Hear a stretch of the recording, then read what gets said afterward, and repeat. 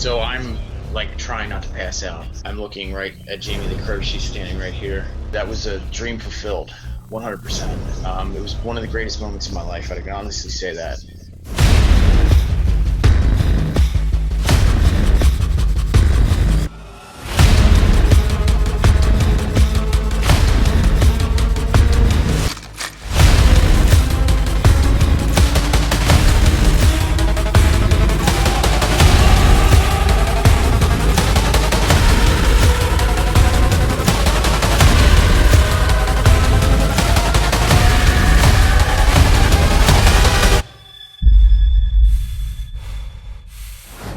Hello there. Good evening, everybody. Welcome to the Dungeon of Deadly Delights. I am your host, Rob DiLauro. We have a bit of a special episode this week simply because the ladies are gone for 4th of July weekend. So Tiffany will be back next week, and we actually have some plans in the works as far as new shows. Unfortunately, Deborah is going to be working on her film 13 Fanboy. Not unfortunately, I'm actually very happy for her. If you guys aren't familiar, 13 Fanboy is technically her film, which is based on a fan of Friday 13th attacking the individuals within a franchise, and it's basically a Friday 13th reunion. It's fantastic. I'm really proud of her. She's going to be gone until August 1st, but we're going to do everything we can to give you guys a great show every week, which is why I'm here today. I'm here by myself, but I wanted to do a special episode where I actually talk about a few things that I've seen recently, and more importantly, I wanted to give you guys an opportunity to ask me some questions that may be burning in your mind. These aren't necessarily horror. They could be based on film or pop culture or, comics. I think the majority of the questions are actually horror, based. So let's get started on that. Here we go. The first question tonight comes from Brad Rusk. He asks, is there any missing footage from a horror film that you know of that you'd like to see? His is Texas Chainsaw Massacre 2 and the missing footage from the original Halloween. I do have an answer to that question for you, Brad. I think the most exciting one for me would actually be, and this is going to blow people's minds, because not a lot of, I don't know, I think there's a fan base for this, but it's very cold. Stephen King is one of my favorite writers. He's inspired me so much, but there was a time where he actually he directed for the first time. Soundtrack had AC/DC on full blast, the entire soundtrack. I think at the time he was admittedly on tons and tons of cocaine, and he created a film called Maximum Overdrive. If you guys aren't familiar, Maximum Overdrive was, I think there was a tail of a comet that was over the Earth, and it was turning mechanical equipment, including everything, you name it, trucks to Zamboni machines to soda machines, into deadly weaponry. There was one main truck that had a face of the Green Goblin on it, which was actually really interesting because this is way before comic book films, and that was actually the first time we saw Green Goblin technically on the big screen. Why is that one in particular my most sacred? Because I know that when he did this film, it was off the wall, and the film is already off the wall with the theatrical cut. But I know there was actually there was a cut somewhere in the crust of the earth or under Stephen King's floors or something. There is a cut that supposedly made George Romero puke his guts out after he saw it. And if you can make somebody like old George, throw up all over the floor, I've got to see that. I have to see that cut. And I know Stephen King has made it very clear quite a few times that he was not going to ever release that cut, but you know what? Here's hoping that there's a possibility that that may happen. Uh, Next question, Andre Cox. Question for the show: how do movies and movie quotes influence your language and speaking? Quite a bit. Um, let's see. So technically, a lot of my quotes come from comedy films. Mainly, I quote something from National Lampoon's Christmas Vacation almost every day.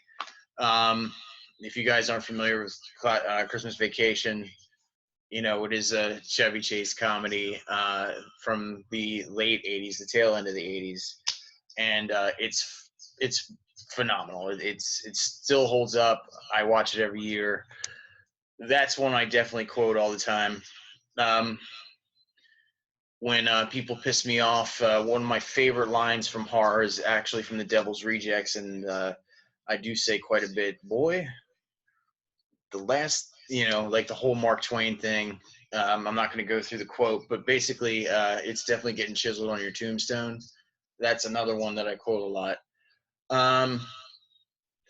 Yeah, it just, you know, like it just basically, like, you know, it depends on my mood or whatever, but a lot of my existence, if you're not familiar with me and you're not like into my lingo, it's tons and tons of references. I actually just made one today where people just looked at me and went, huh? You know, so it does happen quite a bit. References from film, that's like, you know, that's definitely part of my vernacular. 100%. Philip Grimsley asked, what, in your opinion, is the greatest horror movie or franchise of all time? This is a very easy question. I know it sounds generic. You know, there's a bunch of other films out there and whatnot, but, you know, honestly, the one film that really I feel connected to, this is actually something that we talked about in the introduction show, is Halloween 1978. I was a child of the, you know, I was born in October 1978. I was born October 6, 1978. So I was born the same year that that came out. Another film that actually that came out when I was born, I think there was two or three. There was I think one called Night of the Lepus or something. I can't remember. I think another is I Spit on Your Grave, and another was Dawn of the Dead. George Romero's original Dawn of the Dead. And then Animal House and Cheech and Chong's Up in Smoke, which basically, like, I don't know, that envelops my entire, you know, like, being, as far as, like, you know, things that happen in my life or whatever, but we won't go there. Halloween 1978, though, I always felt truly connected to that film. And, you know, because of that film, I have a deep love for John Carpenter and his films. And, you know, like, I love every one of John Carpenter's films. I think they're all phenomenal. Even things like people like that, you know, don't really think about, like Prince of Darkness and Ghost of Mars. And I love his entire catalog, because John is, you know, I say John because I've actually, like, I have actually talked to him twice in my lifetime, as far as phone interviews. So he knows that I exist, which is crazy. But I always thought he was just the road dog renegade director. There, you know, the best that there's ever been. It doesn't matter what kind of, you know, like, what kind of story structure it is. If it's even a screenplay that's not his, you know, aside from even just the name on top of the title, it's always John Carpenter. It just oozes and bleeds John Carpenter, and he's just one of the best storytellers like there's ever been, as far as I'm concerned. Michael Myers has always been my favorite villain of all time.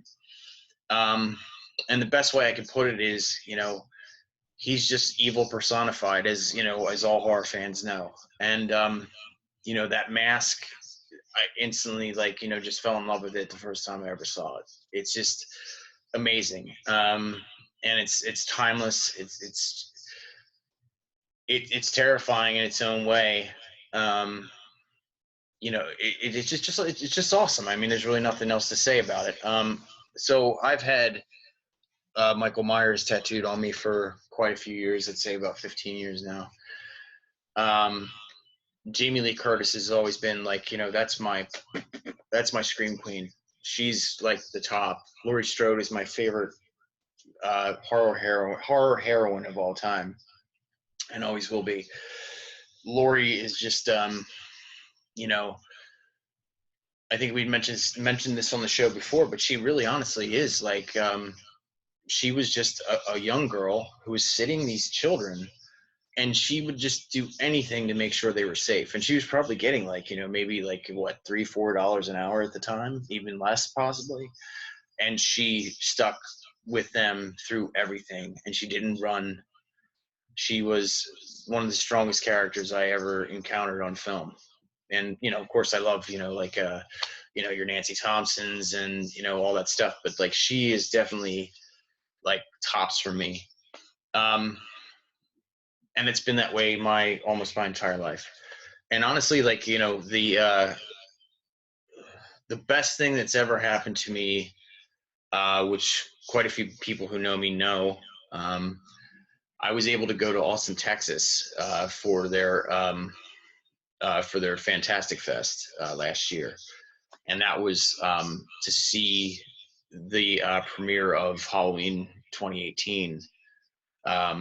So I went to Texas. I went there for about 3 days, and like, I put my name on lists and stuff like that, to make sure that I was like secure, but there was no guarantees that anything was going to happen. So I was there as press, and before the movie, I went to, this is actually the first press junket I've ever done, like physically. So I was standing there by the ropes, and I had, the company that I was writing for at the time represented underneath my feet. It was so freaking hot in Austin. Like, there was literally sweat, like dripping off the ceiling. I look over, there was actually people passing out and stuff. And it was horrible. It was horrible. We were all crammed together like sardines. And then all of a sudden, from my left-hand side, I see Danny McBride. I see Akkad's son, Jason Blum. Oh, shit, I can't remember her name right now. She was so wonderful an actress. I can't remember her name, but just a sweetheart. And I just, when I saw the actress playing Laurie's granddaughter, I was, like, completely transfixed on her. She was, such a great soul. And also, like, she had that Laurie Strode aura, like, right there, as we were talking to each other. But then, of course, here comes Jamie Lee Curtis. She comes through. She talks to everybody. And then all of a sudden, she disappears. I guess they were doing a Q&A or something. And I'm thinking, I'm sitting right here. I'm not moving. And then maybe 15 minutes later, she finishes out. I'm looking right at Jamie Lee Curtis. She's standing right here. But it was just basically like, it was a one question thing. So I'm like trying not to pass out, because Jamie Lee has been like, as far as, interviews and stuff that I've done in the past, like, she was the upper echelon. And I made jokes before, to my, people that were following my work. I was like, if I ever talk to Jamie Lee Curtis, I can quit right now. And, of course I haven't, but, that was the running joke or whatever. So that was, really honestly, that was a dream fulfilled, 100%. It was one of the greatest moments of my life. I can honestly say that. And, the best thing about it was I just turned 40 last year. So Halloween also turned 40, Halloween 1978. So I was there technically celebrating a birthday with a film that I've loved my entire life, and fulfilling a dream of talking to, like, one of the greatest people I could ever talk to. It was phenomenal. The feeling was just like, I can't describe it. It was it really just, like, I don't know. It did something to, like, everything within me, like, like, as far as energy, it just felt like one of the greatest moments I ever had. So yeah, there's your question. Halloween 1978. Franchise of all time.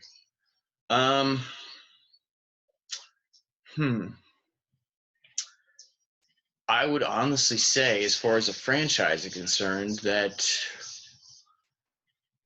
lately my favorite has been The Conjuring. I think that Patrick Wilson and Vera Farmiga as the Warrens, I think they're probably two of the most cinematically iconic characters, like not only in our genre but in film in the past 10 years. And like when they're on the screen, it's like seeing titans of this industry, like as far as their characterizations of Ed and Lorraine. And regardless of what you feel of Ed and Lorraine Warren and like their encounters and stuff, I have all their books, and like I know they had a couple horror writers write some of their encounters, supposed encounters or whatever, and they're just phenomenal. They're some of the best ghost stories like ever written.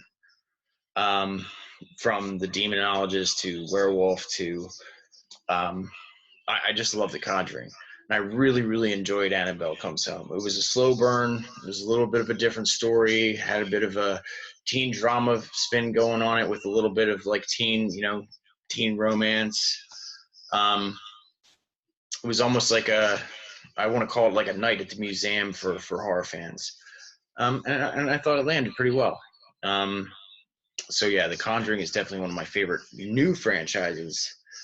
But as far as like franchise, like a classic franchise, I don't know. I guess I probably have to stick with Halloween. I dig all those movies. Let's see. All right. So somebody asked me. I watched Annabelle 3 yesterday, and this question has been in my mind for a while. Do you know if Insidious is the same universe as The Conjuring, just like Annabelle, La Llorona, The Nun, etc.? Thank you a lot for your attention. I would like to think so, but I don't think that was the actual intent of Insidious. I think it's a story on its own. But I can definitely see with all the creatures and beasties and all that stuff that's coming out of the Conjuring series, I can totally see them living within the Further.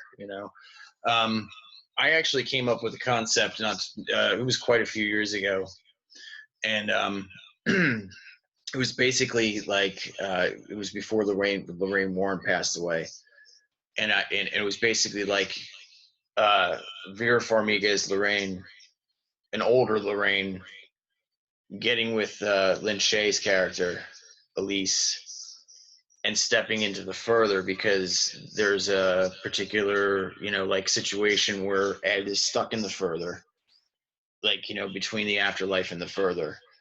And he's basically just, like being captured by all these things, kind of like, Ghostbusters, like a containment unit in Ghostbusters or something, where like, they're all kind of glomming onto him and he can't escape. He can't, like have his, his spirit won't rest or whatever. And actually, like, I think I posted that before, and Lynn Shay actually saw it, and she was like, "That's not a bad concept." So, that was awesome that she really dug that. Is Insidious technically part of the Conjuring franchise? No, I'd have to go with no. But I think they, like as far as like worlds and universes are concerned, they're definitely probably close to each other. I would think. Interchangeable. Karis Lang asks, name 4 films that you would like to see remade that have never been redone with the new technologies we have today. This is a hell of a question. I honestly, I think I mentioned one before during a remake episode last week. I can definitely see Night at the Comet being remade. It's not that I don't like Night at the Comet. I just think there's some things that are very dated about it, and I would like to see what they can do with the situations that were going on now, like an ecological thing, or obviously like some sort of extraterrestrial situation, but there's more to play with at this particular point, you know what I mean? So I would definitely love to see Night of the Comet remade. Let's see, number 2 as far as remakes that I want to see get done that have never been done before.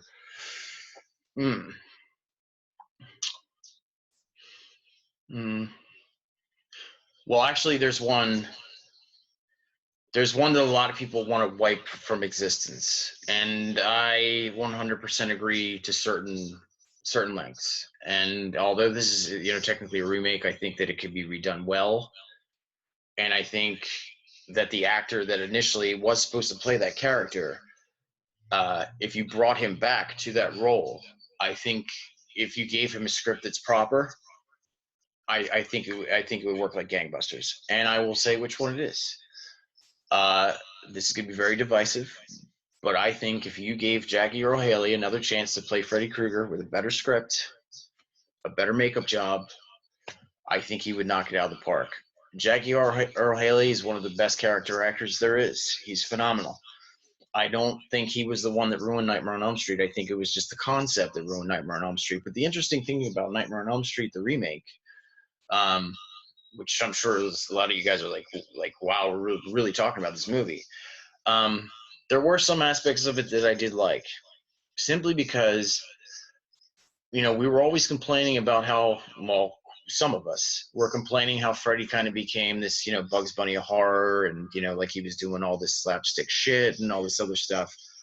And then they decided to make it dark again. The first one was absolutely terrifying. It terrified people. So I did like the idea of what they were attempting to do with the dark aspect of it. Problem was the script was very muddy, and I think a lot of those actors didn't really have an opportunity to really shine, because that I don't know, it just didn't take. The script didn't take. They probably didn't know what to do, with the with their like, who knows, what, like, how much stuff was like improvised, or what they were able to kind of work out or whatever. But I think that Jackie Earle Haley really, I think he nailed it to a certain degree. But I don't know. He just, like I said, it just, he just didn't have, he didn't have a great script to work with. But I think if you gave him another chance as Freddy Krueger, you gave him somebody that can actually properly give him a script that's actually good for him, and good for this world that they're trying to build, I think he would be killer. And this is an honest to God truth. I love the original Nightmare on Elm Street. I have the poster right there up on my wall by my bed, because that's where you put Nightmare on Elm Street posters, above your bed. But I will say that I do enjoy the ending of the Nightmare on Elm Street remake better than the original. Let me explain. This is actually this is when Nancy's mother's by the mirror, and then all of a sudden Freddy pops out. He sticks his claws through her face and pulls her into the mirror. That's fucking phenomenal. A little bit different and a little bit more intense than, say, the original, where she gets pulled through the door and you tell it's a mannequin. And I'm just saying, it's more intense, and I thought it was pretty effective. Let's see, a third. You know what? I'm probably gonna have to get back to you on that one. So let's get to the next question.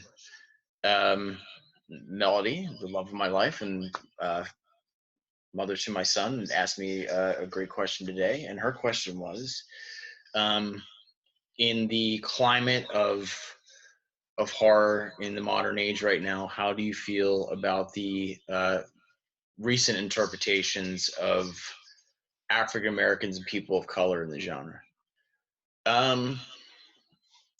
Well, first of all, I was really kind of hoping that, just like we were talking about before in the future Horror Masters episode, it kind of feels to me almost as if some media pat female directors on the head, like they're doing a good job, hey, you're doing what a man does. I'm really hoping that there isn't really, in the eyes of certain people, a subgenre that's African American horror. I would hope that it would just be it would just be horror, and that's not some PC SJW bullshit. That's really honestly a feeling that I have. I do love that a lot of these stereotypes that have, been, permeating the genre through the years are being eradicated. I love that, you know, because they are, and it's ridiculous to have a stereotype. You know what I mean? In like, as far as like, a characterization of a black character in horror or whatever. If it's not meant to be slapsticky or whatever, and it's just a stereotype for the sake of having a stereotype, it just, it's ridiculous and it makes no sense at all to do.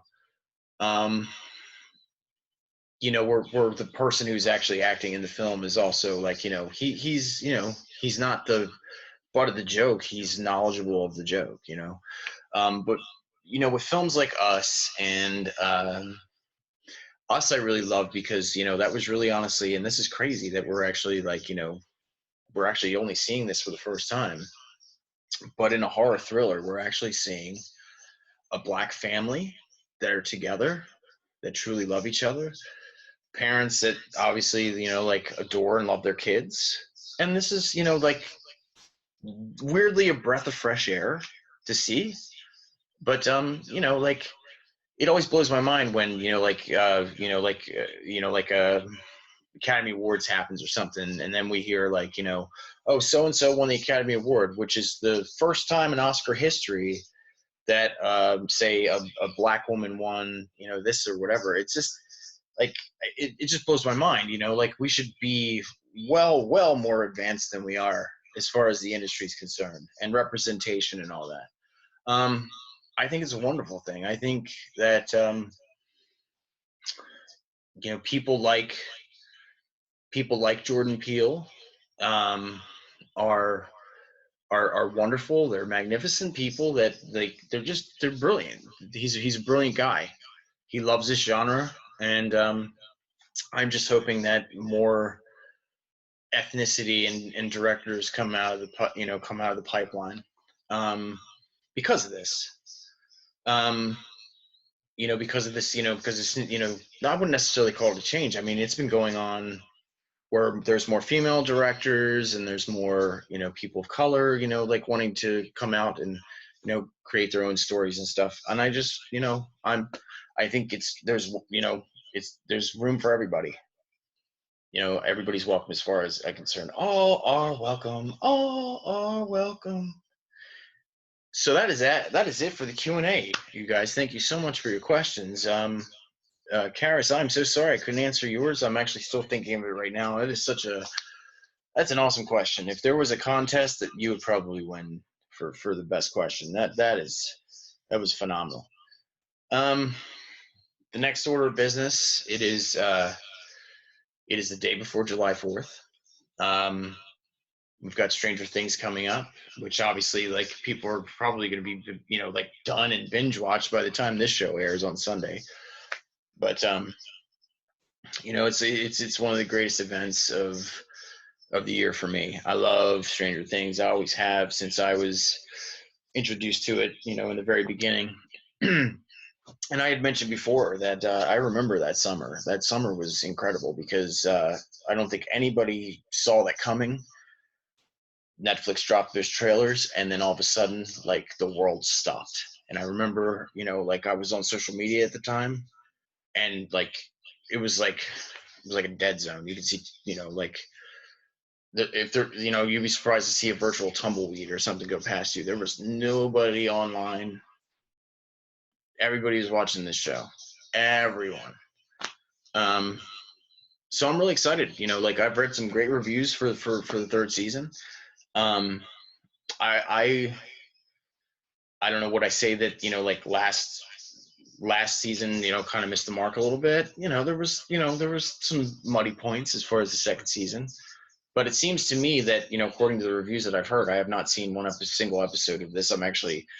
I've got my alarm set for 3 a.m. so I can start watching the show when it finally airs. But it seems like the Duffers are, like, they're at their peak point as far as storytelling, direction. I think it's going to be a little bit unique and different because, like, hey, this is only season 3, and there's all those kids, every kid in that cast looks like they're freaking 18 years old.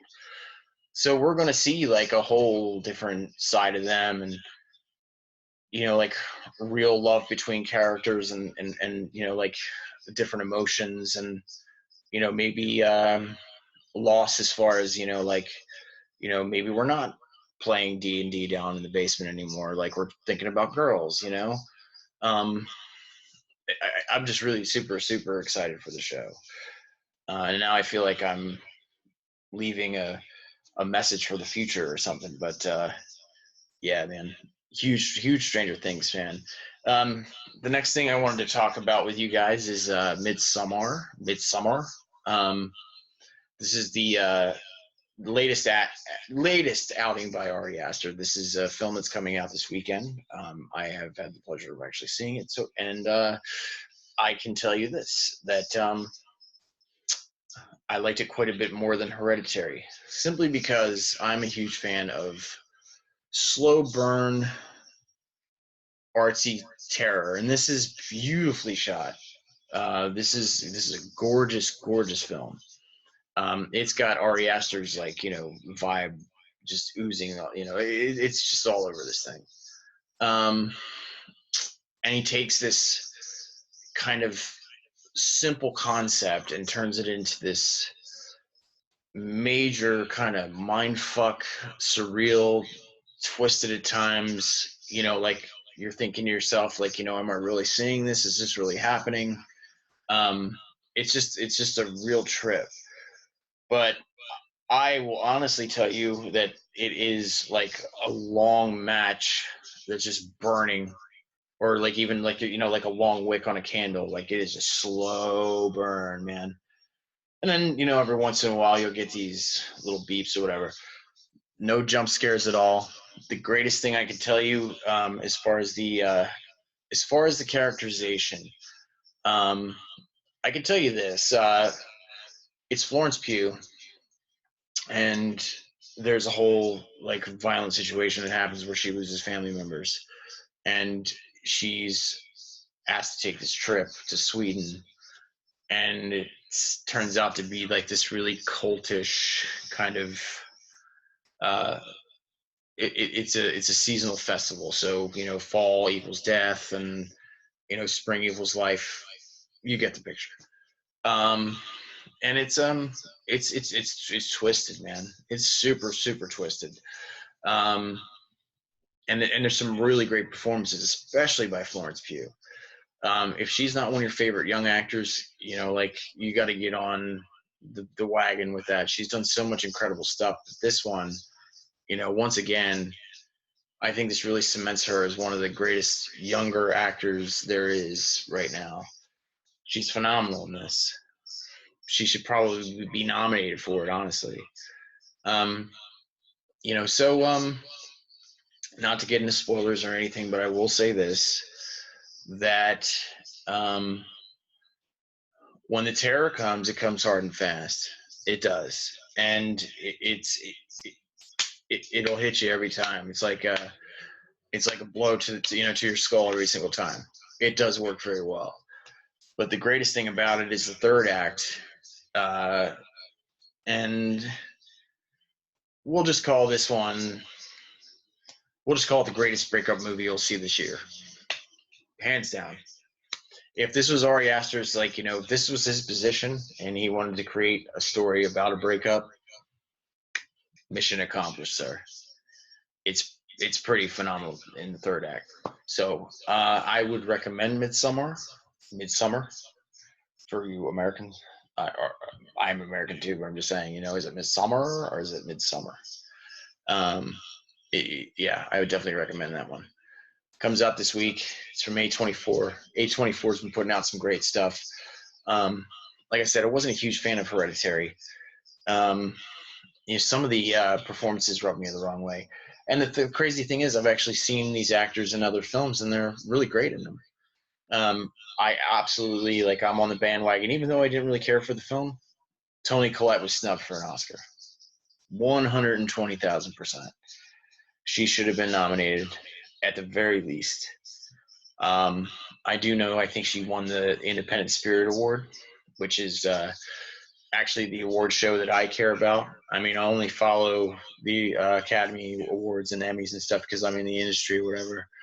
But I love the indie awards because obviously there's better representation there, and then people that deserve to win actually win. And I think Toni Collette won an Independent Spirit Award, which I think was interestingly enough hosted by Aubrey Plaza, who's just killing it in the genre right now. We talked about Child's Play 2019. I enjoyed the hell out of that remake a lot. It was really, really great. But yes, I'm trying to think of Karis's question, Karis Lang. That just it's just not hitting me right now. What would I love to see done? Okay, I can think of one off the top of my head right now. I would love to see.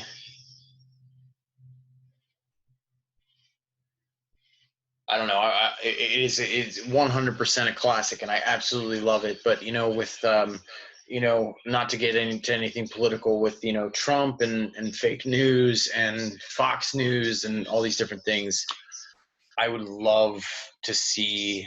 And this is no disrespect to Roddy. You are the king, sir, man. Like I'm not disrespecting you at all. I would love to see a different take on They Live. I think there's so much you can actually do with that right now because technically we are in the They Live era. I wouldn't surprise me one iota if I put on these glasses and I saw a fucking alien standing right in front of me, yelling, "You can see."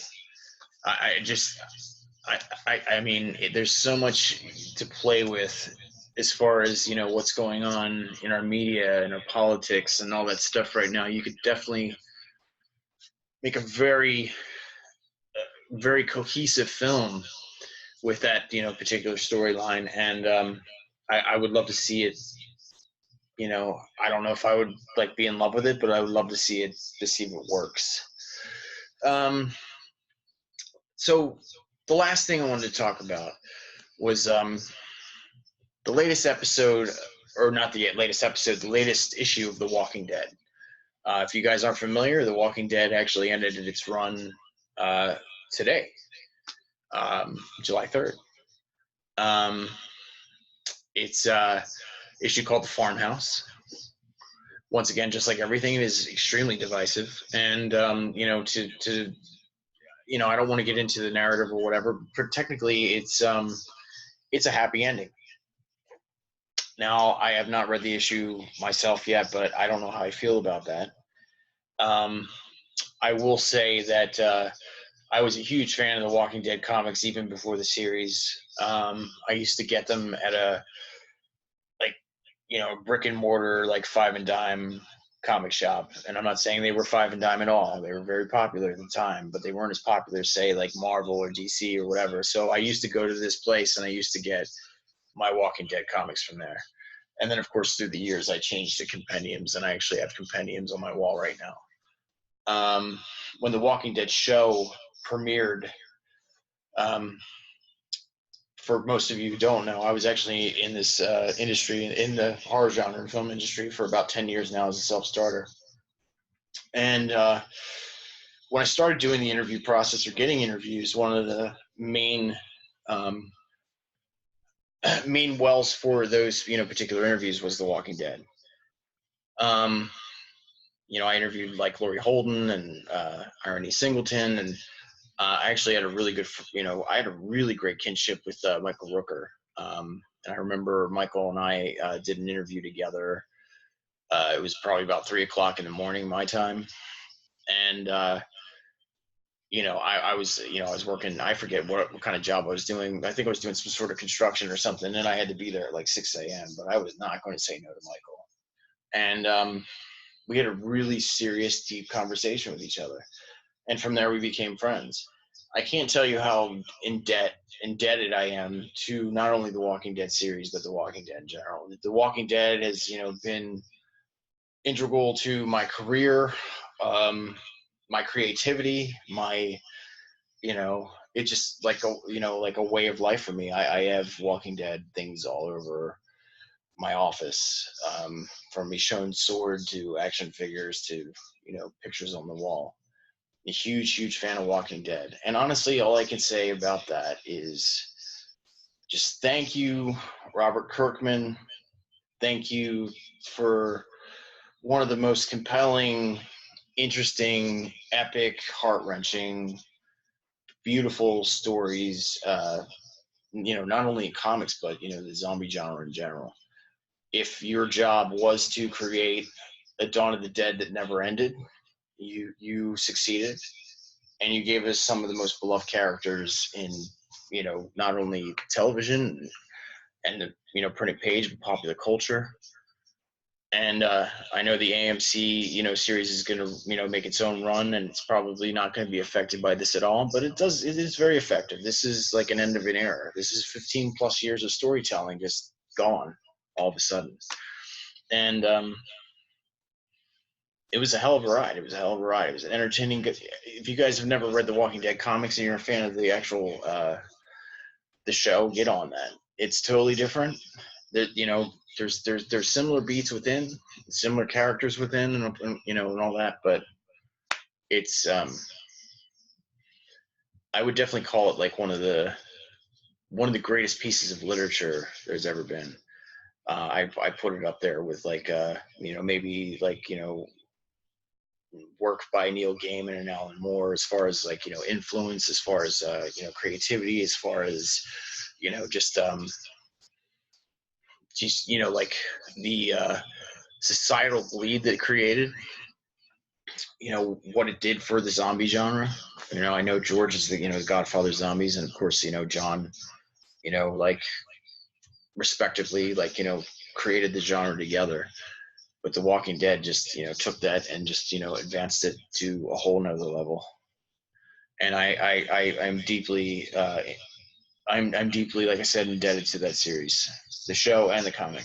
Thank you so much. Hats off to everybody who worked on that. Anyway, I guess that's it for this week. I do want to let you guys know that, like I said before, Tiffany will be back next week. I'm actually looking into some interviews for the show. You know, thank you guys so much for your love and support. It's wonderful. You know, be sure to like and subscribe. Share the show if you love it. Let people know, you know, how you feel. We love doing it. And, you know, we only want to take it to the next plateau, you know, as far as, you know, your enjoyment, your entertainment. We've got some great things planned, great things coming up. Tiffany will be back next week. Deborah, congratulations on your first film. You know, she's going to be directing, producing. She actually helped also write, you know, co-write the script. 13 Fanboys is definitely 13 Fanboys definitely going to knock people's socks off. And we're so proud of her. We love her. We miss her, and we can't wait till you come back. To everybody else, enjoy Stranger Things this weekend. Go see Midsommar if it's something that's, you know, like in your wheelhouse. And we'll see you next week. Happy 4th of July. Love to all, and we'll scare you later. Like, subscribe, share. We'll be back next week. Talk to you soon.